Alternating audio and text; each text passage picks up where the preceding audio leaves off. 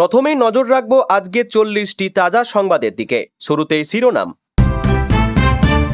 পরিযায়ী শ্রমিকদের জন্য বড় পদক্ষেপ নবান্নের, রাজ্যেই কাজের ব্যবস্থা করবে সরকার। জেলায় জেলায় চালু করা হলো অন্নপূর্ণা যোজনা হেল্প ডেস্ক, কি কি সুবিধা মিলছে জানুন। 24 লক্ষ গ্রাহকের নথিপত্র যাচাইয়ের নির্দেশ, কি কি কারণে রেশন কার্ড বাতিল হতে পারে জানুন। এটা ফ্যাশন হয়ে গেছে, শহরের ফুটপাত দখল নিয়ে মন্তব্য মন্ত্রী দিলীপ ঘোষের। এসএসসি মামলায় সুপ্রিম কোর্টে বড় স্বস্তি, 31 আগস্টের পর থাকবে যোগ্য শিক্ষক শিক্ষিকাদের চাকরি। বিধানসভা গ্রন্থাগারের রবীন্দ্রনাথের 19টি বই দ্রুত ফেরত না দিলে ব্যবস্থা, মমতাকে হুঁশিয়ারি মন্ত্রীর। ব্যাংকে ঢুকেছে 3000, অন্নপূর্ণাদের বাড়িতে গর্বিত প্রাপক স্টিকার সাঁটলেন মন্ত্রী শঙ্কর। বীরভূমে ট্রেন্ডিং কাজল মডেল, অনাস্থার আগেই রাজনগরে পঞ্চায়েত সভাপতির পদত্যাগ অনুব্রত ঘনিষ্ঠর। রাজ্যে 4000-এর বেশি স্কুল পড়ুয়া শূন্য, বহু স্কুলে মাত্র এক শিক্ষক, চাঞ্চল্যকর রিপোর্ট কেন্দ্রীয় সংস্থার। সুপ্রিম কোর্টের নির্দেশের পর লোকসভা সচিবালয় থেকে নোটিশ পেল 20 জন এনসিপিআই সাংসদের কাছে। ভুয়ো নথিতে বিদেশে 555 কোটি টাকা পাচার, খাস কলকাতায় ভাই বোনের কীর্তি ফাঁস আয়কর অভিযানে। 3 বছরেও হয়নি কংক্রিটের সেতু, বর্ষা মিটলেই কাজের আশ্বাস মন্ত্রীর। জাতীয় স্তরের ক্যারাটেতে নজর কাড়ল সবংয়ের পড়ুয়ারা। আগে ওজনে কারচুপি বন্ধ করুন, এনফোর্সমেন্ট ব্রাঞ্চের আধিকারিকদের কাছে আবেদন ক্রেতাদের। চিনি, পেঁয়াজ, চালের কেন এত দাম, রাজ্য জুড়ে অভিযানে টাস্কফোর্স ইবি। কিশোরদের সোশ্যাল মিডিয়া আসক্তির অভিযোগে $1710 কোটি জরিমানা দিতে রাজি মেটা। বিশ্বজুড়ে ভিসার ইন্টারভিউ স্থগিত করল ট্রাম্প প্রশাসন, বিপাকে বহু ভারতীয় পড়ুয়া। হরপাবানের প্রভাব ভারতেও, বিহার উত্তরপ্রদেশে হাই অ্যালার্ট, বাড়ছে গণ্ডকের জল। ভারতীয় নাগরিকদের জন্য চালু হেল্পলাইন, প্রতিবেশী দেশকে সব রকম সাহায্যের আশ্বাস প্রধানমন্ত্রীর। বইমেলার নতুন কমিটি গড়ল রাজ্য সরকার, প্রতিনিধি রয়েছে রামকৃষ্ণ মিশন ভারত সেবাশ্রম সংঘের। ঠিকভাবে উল্লেখ নেই রাস্তার নাম, কলকাতা পুরসভার ওয়ার্ড বিন্যাস নিয়ে 7 দফা আপত্তি সিপিএমের। ইন্টারনেট বিভ্রাটে ভরসার টেলিমেডিসিন পরিষেবা লাটে, সমস্যায় দুর্গাপুরের প্রত্যন্ত গ্রামের রোগীরা। পুজোর থিমে মুখ্যমন্ত্রী, মণ্ডপে ফুটে উঠবে নন্দীগ্রাম থেকে নবান্ন সফর, রুবির পুজোয় বড় চমক। অধীরকে এড়িয়ে কংগ্রেসের পথে প্রাক্তন বিধায়ক, রাজনীতি তো এখানেই করবেন, হুঙ্কার মুর্শিদাবাদের রবিন হুডের। অবৈধ বালি কারবারিদের থেকে ঘুষ ফাঁদ পেতে ঝাড়গ্রামে পাকড়াও পুলিশ কনস্টেবল। রাস্তা দখল করে সেকেন্ড হ্যান্ড গাড়ির শোরুম, বিজেপি বিধায়ক বললেন তৃণমূল জমানার ট্রেডিশন। দার্জিলিংয়ের রোপওয়ে, সুন্দরবনে প্রমোদতরী, পর্যটনকে ঢেলে সাজাতে মাস্টার প্ল্যান রাজ্যের। অন্নপূর্ণা টাকা পেয়ে স্কুলের আবর্জনা সাফাই, শ্রমদান করে খুশি পুরুলিয়া দম্পতি। সড়ক পথে মাত্র 6 ঘন্টায় কলকাতা থেকে বারাণসী, তৈরি হচ্ছে 6 লেনের এক্সপ্রেসওয়ে। খরচ মাত্র 800 টাকা, পুজোয় বাড়ছে টয় ট্রেনের সংখ্যা, পর্যটকদের জন্য থাকছে বড় আকর্ষণও। বন্দি দশা 3 বছর পর সুস্থ হচ্ছেন ইমরান, 21 অধিনায়কের চিঠির পর জানালেন প্রাক্তন সতীর্থ। বিজেপির পদ থেকে বিতাড়িত, কয়েকদিন পরেই ককরোচদের প্রশংসায় পঞ্চমুখ পদ্ম সাংসদ।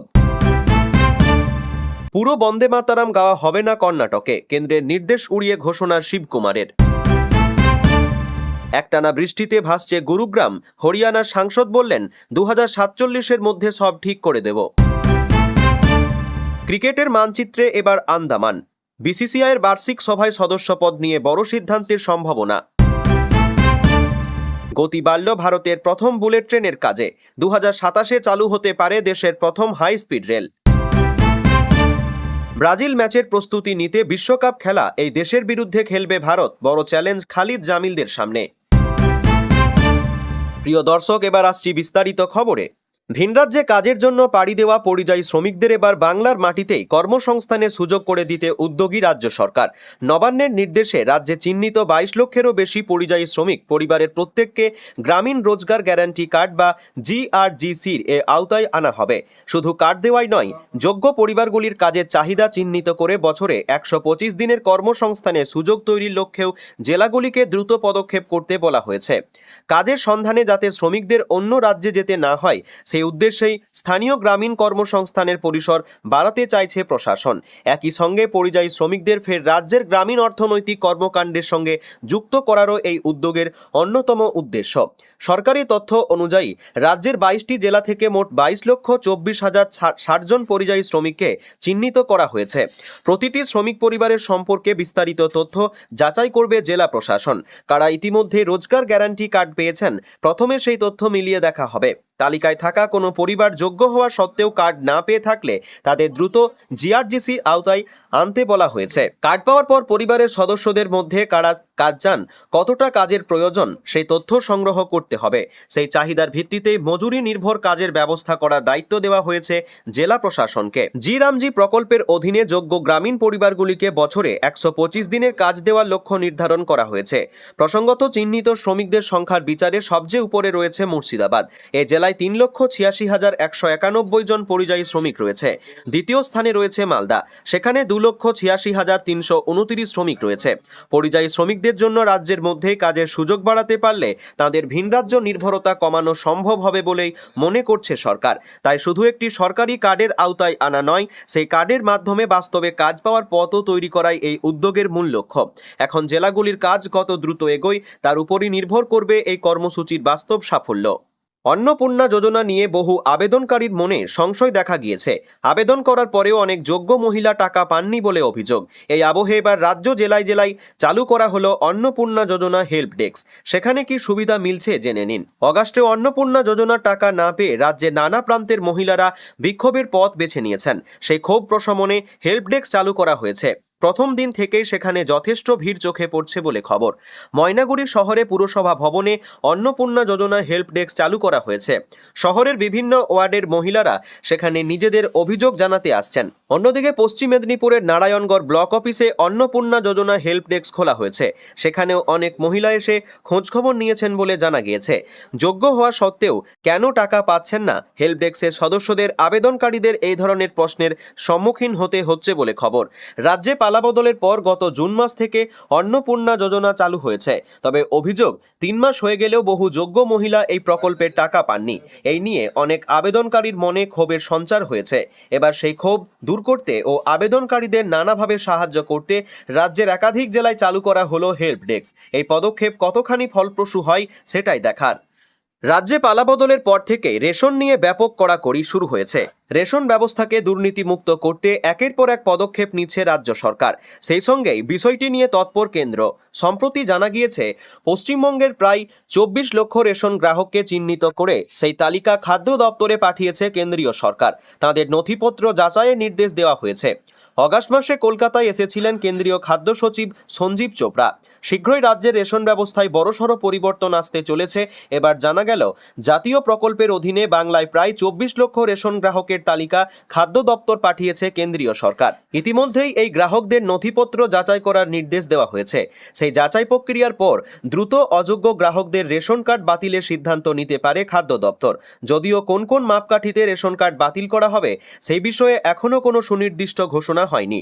সূত্র মারফত জানা গিয়েছে, রাজ্য সরকারি কর্মী, কেন্দ্রীয় সরকারি কর্মী, পেনশনভোগী, আয়করদাতা, কোম্পানি ডিরেক্টর, গাড়ি মালিকদের রেশন কার্ড বাতিল করা হতে পারে।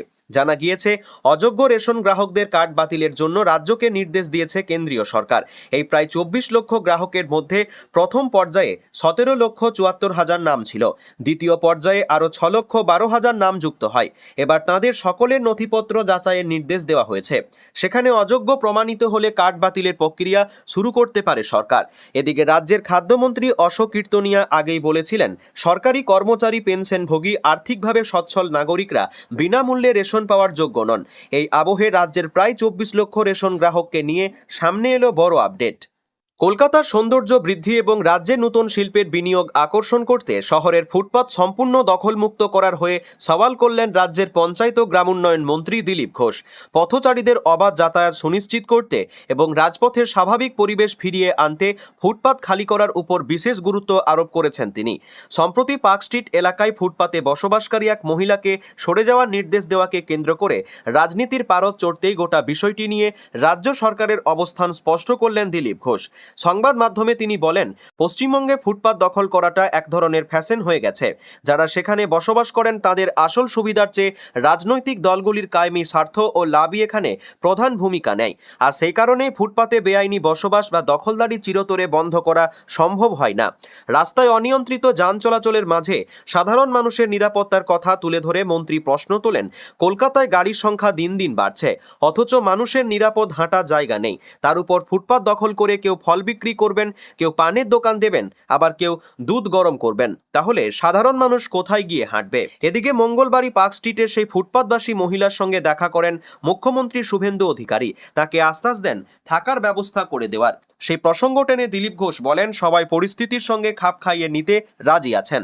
সাধারণ মানুষ ও ব্যবসায়ীরা সকলে জানেন যে এভাবে ফুটপাতে দখল করে নেওয়া যায় না, তাই নিজেরা এগিয়ে এসে জায়গা পরিষ্কার করছেন।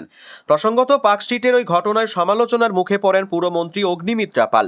যদিও মুখ্যমন্ত্রী জানান ওই পরিবার কারো বিরুদ্ধে কোনো অভিযোগই জানাননি। তার কটাক্ষ, তৃণমূল এবং বামপন্থীরা বিগত 50 বছর ধরে এদের খোঁজ নেয়নি, তাই এখন মানুষ শুধু বিজেপিকেই ভরসা করছে, আস্থা রাখছে।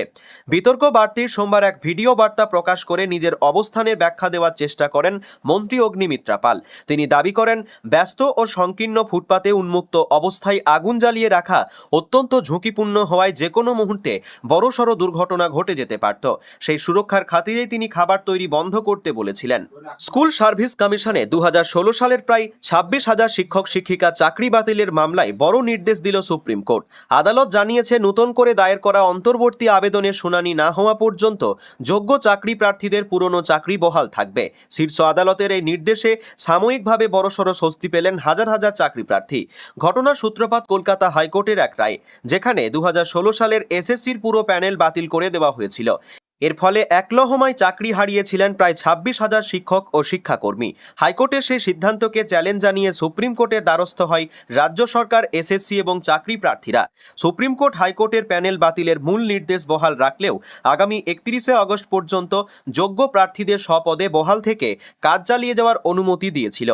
একই সঙ্গে এই সময়ের মধ্যেই নতুন নিয়োগ প্রক্রিয়া সম্পন্ন করার নির্দেশ দেওয়া হয়েছিল।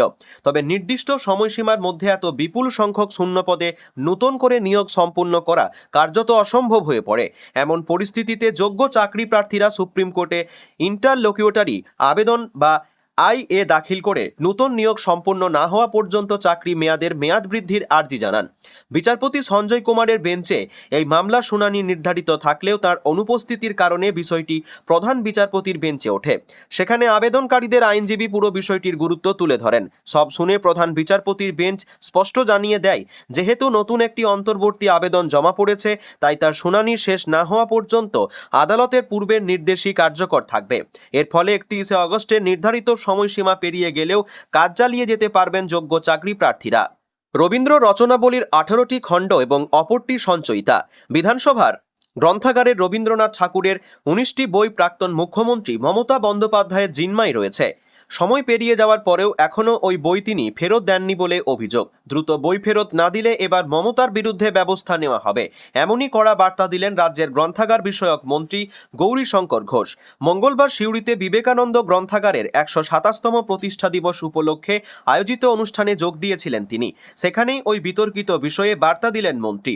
সাংবাদিকদের প্রশ্নের উত্তরে মন্ত্রী জানান, গ্রন্থাগার থেকে বই নিয়ে নির্ধারিত সময়ের মধ্যে ফেরত না দিলে একজন সাধারণ পাঠকের বিরুদ্ধে যে ব্যবস্থা নেওয়া হয়, মমতা বন্দ্যোপাধ্যায়ের ক্ষেত্রেও একই ব্যবস্থা নেওয়া হবে। তার কথাই, উনি বিশিষ্টজন বলে ওর জন্য আলাদা নিয়ম হবে এমনটা নয়।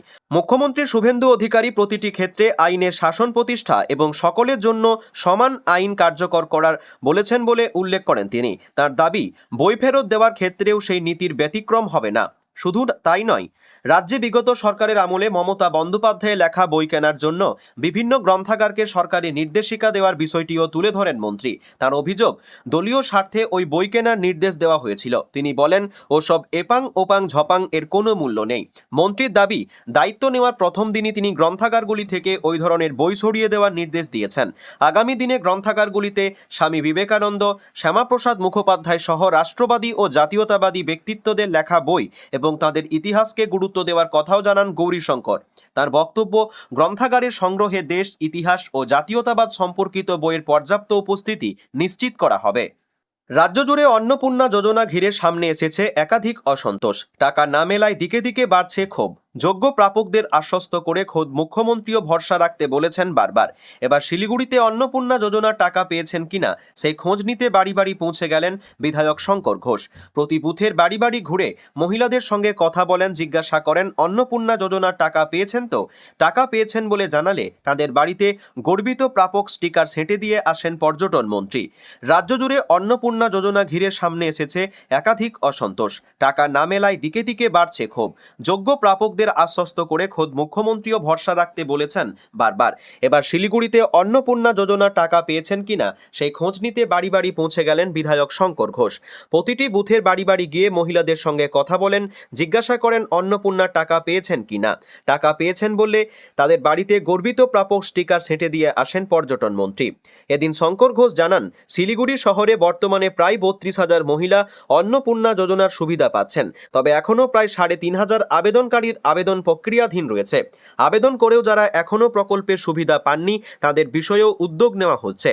বিধায়ক সেবা কেন্দ্রের মাধ্যমে পাওয়া আবেদনগুলি ধারাবাহিকভাবে নারী ও শিশু কল্যাণ দপ্তরে পাঠানো হচ্ছে।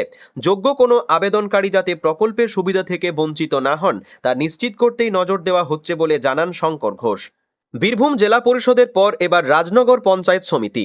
অনাস্থা প্রস্তাবের মুখে ভোটাভুটির আগে পদত্যাগের পথে হাঁটলেন রাজনগর পঞ্চায়েত সমিতির সভাপতি নিবেদিতা সাহা। গত কয়েকদিন আগে জেলা পরিষদের সভাধিপতি কাজল শেখের বিরুদ্ধে অনাস্থা আনা হয়। দলের সদস্যদের অনাস্থার মুখে পড়ে ভোটাভুটির আগেই তাৎপর্যপূর্ণভাবে পদ থেকে ইস্তফা দেন কাজল শেখ। ঋতব্রত শিবির এই বিধায়কের হঠাৎ ইস্তফায় রীতিমতো ঝড় ওঠে রাজ্য রাজনীতিতে। এবার বীরভূমের রাজনীতিতে সেই ঘটনারই পুনরাবৃত্তি। কাজলের মতোই এবার একই পথে হাঁটলেন রাজনগর পঞ্চায়েত সমিতির তৃণমূল সভাপতি। সোমবারই রাজনগর পঞ্চায়েত সমিতির 15 জন সদস্যের মধ্যে তৃণমূলের 9 জন সদস্যের স্বাক্ষর করা অনাস্থা প্রস্তাব সিউড়ি সদর মহকুমা শাসকের কাছে জমা পড়ে। তার পরের দিন অর্থাৎ মঙ্গলবার নিজের পদত্যাগপত্র জমা দেন নিবেদিতা। তার জমা দেওয়া চিঠিতে ব্যক্তিগত কারণ দেখিয়ে সভাপতির পদ থেকে সরে দাঁড়ানোর ইচ্ছা প্রকাশ করা হয়েছে। চিঠিতে নিবেদিতা উল্লেখ করেছেন, তার একমাত্র সন্তান 2027 সালের মাধ্যমিক পরীক্ষার্থী। তাকে দেখভালের জন্য বিশেষ সময় প্রয়োজন। সেই কারণে সভাপতি দায়িত্ব থেকে তাকে অব্যাহতি দেওয়ার আবেদন করেছেন তিনি।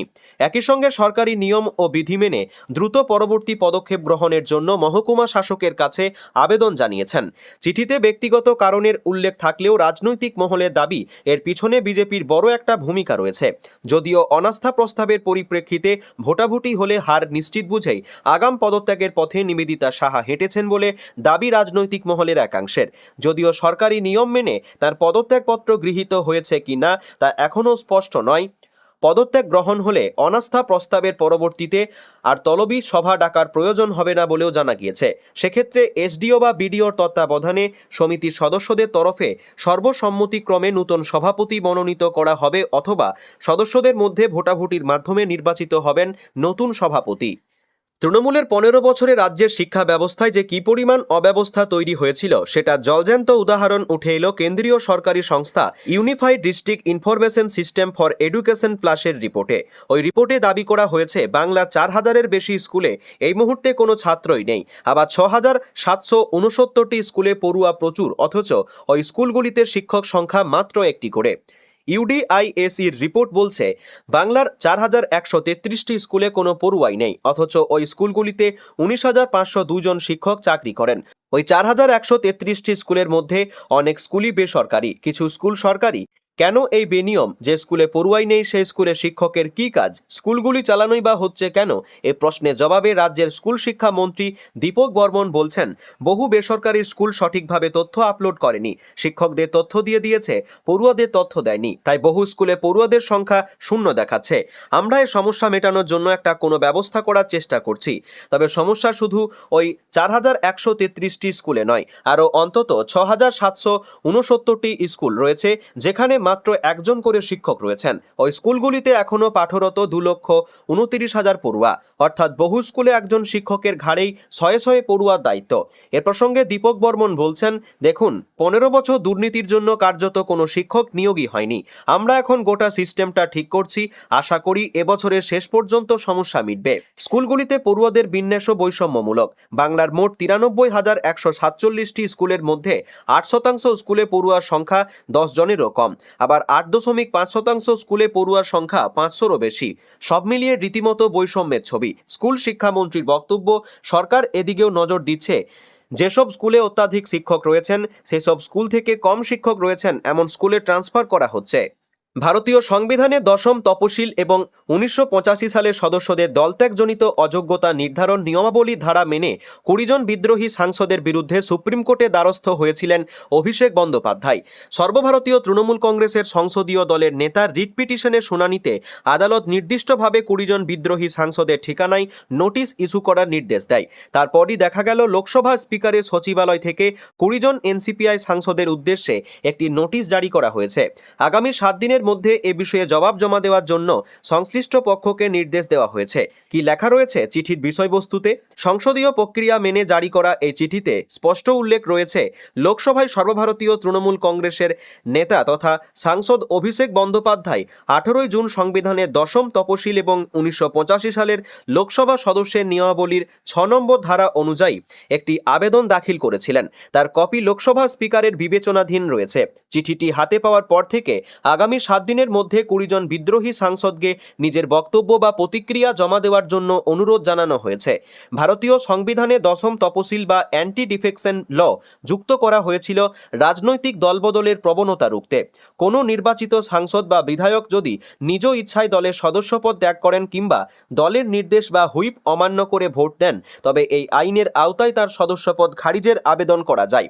লোকসভার ক্ষেত্রে দলত্যাগ সম্পর্কিত যে কোনো আবেদনের ওপর চূড়ান্ত সিদ্ধান্ত থাকে লোকসভার স্পিকারের হাতে। অভিষেক বন্দ্যোপাধ্যায়ের তরফে দায়ের করা এই পিটিশনটি লোকসভা স্পিকারের কাছে পেশ করার পর স্বাভাবিক আইনি ও প্রশাসনিক পদক্ষেপের অংশ হিসেবেই প্রতিপক্ষের উত্তর জানতে এই নোটিশ পাঠানো হয়েছে।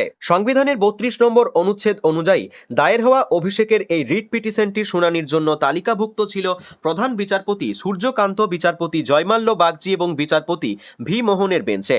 সলিসিটর জেনারেলের এই বক্তব্যের প্রতিক্রিয়ায় বিচারপতি বাগচি বলেন, এটি শুধুমাত্র নোটিশ পাঠানোর প্রশ্ন নয়, বরং একটি নির্দিষ্ট সময়ের মধ্যে পুরো কার্যপদ্ধতি সম্পন্ন করার প্রশ্ন। শুনানি চলাকালীন এই রিট পিটিশনের ভিত্তিতে অভিযুক্তদের নোটিশ দেওয়ার ভাবনা থাকলেও সলিসিটর জেনারেল আবেদন করেন যে স্পিকার এবং তার কার্যালয়কে যেন কোনো নোটিশ না পাঠানো হয়। পরিবর্তে তিনি নিজেই স্পিকারের পক্ষ হয়ে আদালতে উপস্থিত থাকবেন বলে জানান। তিনি আরও জানান যে স্পিকার ইতিমধ্যেই খারিজের আবেদনগুলির উপর নোটিশ জারি করেছেন।